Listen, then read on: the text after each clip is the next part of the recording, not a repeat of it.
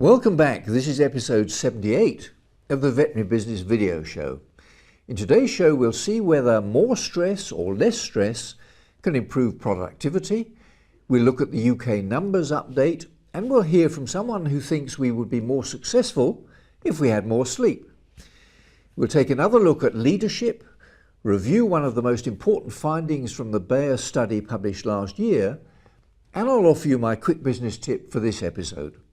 I'm John Sheridan, and this is the show that helps practice owners, managers, and clinicians just like you to build your successful practice into a great business.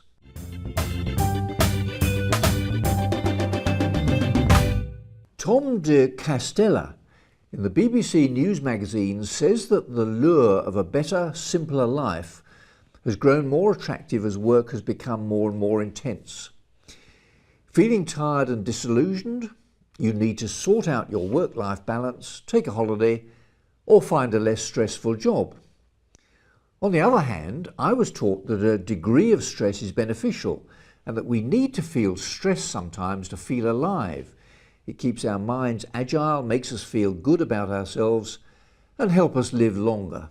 Here's a clip in which Edward Musio explodes the myth that management improves productivity by piling on the pressure and suggests that less stress can achieve more output. Hi, I'm Ed Musio, author of Make Work Great, and I'm going to tell you how to get less stress and more output at work.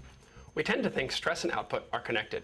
So if I draw a scale here for output, from low to high, and I draw another scale here for stress, from low to high, we tend to think it works a little like this. Down here, low stress, low output, I'm on vacation.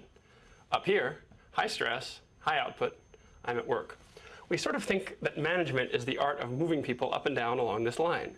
So maybe I get a lot of work out of you up here, and then I send you on vacation, or I give you an easier project so you don't burn out. But there's a problem with this way of thinking, and the problem is it doesn't match today's workplace. See, it used to be, if this is you, that you had one person who gave you work, and you passed it along to the next person. Back in the old days, work was linear. I don't need to tell you your job's not like that. You have pressures on you from a lot of different angles.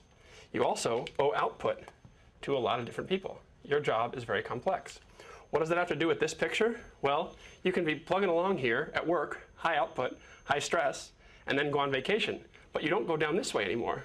Instead, you keep checking your email, keep thinking about your work, and you end up dropping down to here. High stress, low output. In other words, you're not getting anything done and you're still stressed out. Obviously, you don't want to be here. Where you'd like to be, obviously, is up here. High output, low stress. You'd like to be getting your work done and not be stressed out about it. So the question is, how do you get from here to here? Well, there are a lot of possible answers to that. But here are two things you need to have if you expect to achieve high output and low stress. The first is a sense of purpose. By purpose, I mean what it is you're trying to accomplish.